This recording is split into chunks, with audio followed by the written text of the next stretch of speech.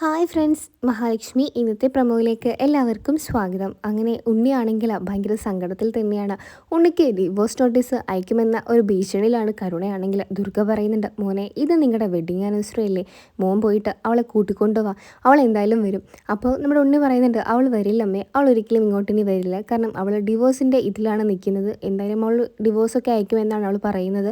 ഞാനെന്തോ തെറ്റ് ചെയ്ത പോലെയാണ് അവൾ എന്നോട് സംസാരിക്കുന്നത്, സ്വത്തൊന്നും ഇല്ലാത്തത് എൻ്റെ കുറ്റമാണോ, കണ്ണേട്ടനേക്കാളും ഞാൻ താഴ്ന്നു പോയത് എൻ്റെ കുറ്റമാണോ അമ്മയെന്നൊക്കെ ഉണ്ണി ഇങ്ങനെ ദുർഗയോട് പറയുന്നുണ്ട്. അപ്പോൾ ദുർഗയാണെങ്കിൽ ഒന്നും മിണ്ടാതെ ഉണ്ണിയുടെ സങ്കടം ഇങ്ങനെ കേട്ട് നിൽക്കുകയാണ് ചെയ്യുന്നത് തന്നെ.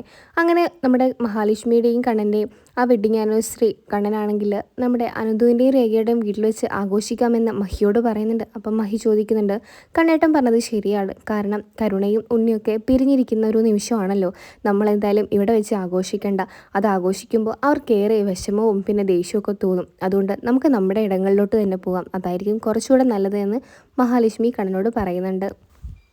കരുണയാണെങ്കിൽ കരുണാലയത്തിൽ ഭയങ്കര സങ്കടപ്പെട്ട് കിടക്കുകയാണ്. തനിക്ക് മാത്രം ഒരു സ്വർണവും ഒന്നും തന്നെ കിട്ടുന്നില്ലല്ലോ എന്നാണ് കരുണയുടെ വിഷമം തന്നെ.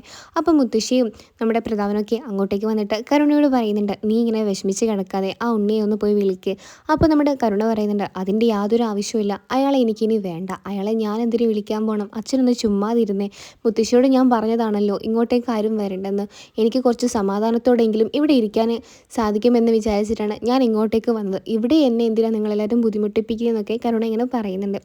അപ്പോഴാണ് നമ്മുടെ മേഘനാഥനാണെങ്കിൽ പ്രതാപനോട് പറയുന്നത്, കണ്ണനും മഹിയാണെങ്കിൽ എന്തൊക്കെയോ മറിച്ച് വെക്കുകയാണ് ചെയ്യുന്നത്. അതെന്തുകൊണ്ടെന്ന് വെച്ചാൽ അവരാണെങ്കിൽ നമ്മളോട് യാതൊന്നും പറയുന്നുമില്ല, അവർക്ക് എന്തൊക്കെയോ ഉള്ളിലൊരു പേടിയുമുണ്ട്. പിന്നെ എങ്ങനെയാണ് ഗർഭിണിയായ മഹാലക്ഷ്മി ഉണ്ടാവുന്നത്? കാരണം എന്ന് വെച്ചാൽ കണ്ണൻ്റെ കുഞ്ഞ് തന്നെയായിരിക്കും അവളുടെ വയറ്റിലുണ്ടാവുന്നത്. ഒരു വീൽ ചെയറിലിരിക്കുന്ന അവനെ കൊണ്ട് അതൊന്നും സാധിക്കില്ലെന്ന് നമുക്ക് എല്ലാവർക്കും അറിയാം. എന്നാൽ നമ്മൾ വിശ്വസിക്കാൻ മറന്നുപോയ വേറൊരു കാര്യമുണ്ട്, കണ്ണൻ എഴുന്നേറ്റ് നടന്നു തുടങ്ങിയിട്ടുണ്ട് എന്ന് തന്നെയാണ് എൻ്റെ മനസ്സ് പറയുന്നത്. ഇന്നെന്തായാലും അവർ അനന്തുവിൻ്റെയും ആ രേഖയുടെയും വീട്ടിലാണല്ലോ അവരുടെ വിവാഹ വാർഷികം ആഘോഷിക്കുന്നത്, അതുകൊണ്ട് തന്നെ നമുക്ക് അങ്ങോട്ടേക്ക് ഒരാളെ വിട്ടയക്കാം. അവരറിയാതെ കാര്യങ്ങളൊക്കെ നീക്കുമ്പോൾ അവരൊന്നും തന്നെ അറിയില്ലല്ലോ, അതുകൊണ്ട് നമുക്ക് കാര്യവും മനസ്സിലാക്കാൻ സാധിക്കുമെന്നൊക്കെ മേഘനാഥൻ പറയുന്നുണ്ട്. അങ്ങനെ മേഘനാഥൻ്റെ ഒരു കൂട്ടാളിയെ രേഖയുടെയും അനന്തുവിൻ്റെയും വീട്ടിലോട്ട് വിടുന്നുണ്ട്. അങ്ങനെ രേഖയുടെ അനന്തുവിൻ്റെ വീട്ടിൽ ആ കൂട്ടാളി കാണുന്നത് കണ്ണനാണെങ്കിൽ വീൽ ചെയർ ഇല്ലാതെ നേരെ നിവർന്ന് നിൽക്കുന്നതാണ്. മഹിയാണെങ്കിലും ഒരുപാട് സന്തോഷത്തിലാണ്. ഈ ഒരു രംഗമാണ് നമ്മുടെ ആ കൂട്ടാളി കാണുന്നത്. പെട്ടെന്ന് തന്നെ ആ കൂട്ടാളിയാണെങ്കിൽ മേഘനാഥനോട് വിളിച്ച് പറയുന്നുണ്ട്, ഇവിടെ ഇങ്ങനെയൊക്കെയാണ് കാര്യങ്ങൾ നടക്കുന്നത്, ആ കണ്ണൻ എന്ന് പറയുന്ന അവൻ എഴുന്നേറ്റ് നടന്നിട്ടുണ്ട്, ഞാൻ എന്തായാലും സാറിൻ്റെ ഫോണിലോട്ട് ഒരു വാട്സപ്പ് മെസ്സേജ് അയച്ചിട്ടുണ്ട്.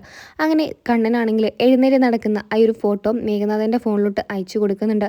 മേഘനാഥനാണെങ്കിൽ ഇത് കണ്ട് വല്ലാതെ തന്നെ ഞെട്ടി വിറക്കുന്നുണ്ട്. അപ്പം മേഘനാഥൻ പ്രതാപനോട് പറയുന്നുണ്ട്, ഞാൻ പറഞ്ഞ കാര്യങ്ങളെല്ലാം നിങ്ങൾക്കിപ്പോൾ വിശ്വാസമായില്ലേ, ആ കണ്ണൻ എന്ന് പറയുന്ന അവൻ എഴുന്നേറ്റ് നടന്നു തുടങ്ങിയിട്ടുണ്ട്, അവനാണെങ്കിൽ നമ്മളെയൊക്കെ വിഡ്ഢികളാക്കുമായിരുന്നു ഇത്രയും കാലം, എന്തായാലും അവൻ ഈ നാടകം തുടരട്ടെ, നമുക്കെന്തായാലും സത്യം മനസ്സിലായല്ലോ, ഇനി പിന്നെ അതനുസരിച്ച് മുന്നോട്ട് നീങ്ങാമെന്നൊക്കെ മേഘനാഥൻ പറയുന്നുണ്ട്. അങ്ങനെ അനന്തുവിൻ്റെയും രേഖയുടെയും വീട്ടിലെത്തിയ മഹിക്കാണെങ്കിൽ വലിയ സർപ്രൈസ് തന്നെയായിരുന്നു കണ്ണൻ ഒരുക്കി വെച്ചിരിക്കുന്നത്. അങ്ങനെ രേഖയും അനന്തും ഒക്കെ ആണെങ്കിൽ നമ്മുടെ കണ്ണനെയും മഹിയെയും ഭയങ്കരമായിട്ട് വെൽക്കം ചെയ്യുന്നുണ്ട്. അങ്ങനെ കണ്ണാണെങ്കിൽ മഹിക്ക് വലിയൊരു സർപ്രൈസ് തന്നെയാണ് കൊടുക്കുന്നത്, വലിയൊരു മാലയൊക്കെ കൊടുക്കുന്നുണ്ട് ഗോൾഡിൻ്റെ. അങ്ങനെ മഹി ഒരുപാട് സന്തോഷിക്കുന്നൊക്കെയുണ്ട്. അങ്ങനെ അവരവിടെ കേക്കൊക്കെ കട്ട് ചെയ്ത് നേരെ വരുന്നത് കരുണാലയത്തിലോട്ടാണ്. കരുണാലയത്തിലോട്ട് എത്തിയ കണ്ണാണെങ്കിൽ മഹാലക്ഷ്മിയോട് പറയുന്നുണ്ട്, നീ കരുണയുടെ മുമ്പിൽ പോയിട്ട് ഒന്നും പറയാനൊന്നും നിൽക്കണ്ട, അവൾക്ക് ഇന്ന് ഏറെ വിഷമവും ദേഷ്യമുള്ള ദിവസമായിരിക്കും. അങ്ങനെ കരുണയാണെങ്കിൽ മഹാലക്ഷ്മി വന്നത് അറിഞ്ഞതുകൊണ്ട് തന്നെ താഴത്തോട്ട് വരുന്നുണ്ട്. മഹാലക്ഷ്മിയോട് ചോദിക്കുന്നുണ്ട്, നീ എനിക്ക് ഇവിടെയും സമാധാനം തരില്ലേ, നീയും നിൻ്റെ ഭർത്താവും സന്തോഷമായിട്ട് ജീവിക്കുന്നത് കാണിക്കാൻ വേണ്ടിയാണോ ഇങ്ങോട്ടേക്ക് വന്നത്? ഓ, ഇന്ന് എൻ്റെയും കൂടെ വെഡ്ഡിങ് ആനിവേഴ്സറി ആണല്ലോ, അതുകൊണ്ട് നിനക്ക് എന്നെ ഒന്ന് കൊച്ചാക്കണം, അതുകൊണ്ടല്ലേടി നീ ഇങ്ങോട്ട് വന്നതെന്നൊക്കെ മഹാലക്ഷ്മിയോട് ചോദിക്കുന്നുണ്ട്. മഹാലക്ഷ്മിയോട് ഇങ്ങനെയൊക്കെ സംസാരിക്കുമ്പോൾ കണ്ണൻ ചോദിക്കുന്നുണ്ട്, നിനക്ക് ഈ ഒരു ദിവസമെങ്കിലും മര്യാദയ്ക്ക് നിന്നൂടെ കരുണേ, നീ എന്തിനാ എപ്പോൾ നോക്കിയാലും ഞങ്ങളുടെ കൊള്ള ഇങ്ങോട്ട് വരുന്നത്, എന്തിനാണ് ഞങ്ങളോട് ഇങ്ങനെ വഴക്കുണ്ടാക്കുന്നതെന്നൊക്കെ കണ്ണൻ ചോദിക്കുമ്പോൾ നമ്മുടെ കണ്ണനോട് നമ്മുടെ കരുണ പറയുന്നുണ്ട്, എടോ ഇത് എൻ്റെ വീടാണ്, താനിവിടെ വലിയ വലിയേട്ടൻ ചമയൊന്നും വേണ്ടെന്നൊക്കെ പറയുമ്പോൾ നമ്മുടെ കരുണയാണെങ്കിൽ ഭയങ്കരമായിട്ട് ഒച്ചത്തിൽ സംസാരിക്കുമ്പോൾ നമ്മുടെ കണ്ണ് അത് വലിയേറെ വിഷമം തന്നെ ആക്കുന്നുണ്ട്. മഹാലക്ഷ്മിയാണെങ്കിൽ കരുണയെ തുറിച്ച് നോക്കുന്നുണ്ട്. അപ്പോഴേക്കും കരുണയോട് പറയുന്നുണ്ട്, ഇങ്ങനെയൊന്നും നീ എൻ്റെ ഭർത്താവിനോട് സംസാരിക്കാനായിട്ടില്ല എന്നൊക്കെ പറയുന്നുണ്ട്, നമുക്ക് പോകാൻ കണ്ണേട്ടാ, ഇവിടെ ഇവരുടെയൊക്കെ സംസാരം കേട്ട് നിൽക്കേണ്ട യാതൊരു കാര്യമില്ലെന്ന് പറഞ്ഞ് കണ്ണനെയും കൊണ്ട് മഹിയാണെങ്കിൽ അപ്പം തന്നെ കരുണാലയം വിട്ട് ഇറങ്ങുന്നുണ്ട്. അങ്ങനെയാണ് ഈ ഒരു പ്രൊമോ റിവ്യൂ അവസാനിക്കുന്നത്. നിങ്ങൾക്കൊക്കെ ഈ ഒരു സീരിയൽ ഇഷ്ടമാണെങ്കിൽ ചാനൽ ഒന്ന് സബ്സ്ക്രൈബ് ചെയ്ത് സപ്പോർട്ട് ചെയ്യണേ. അപ്പോൾ മറ്റൊരു പ്രൊമോ ആയിട്ട് വരാം. ബായ്.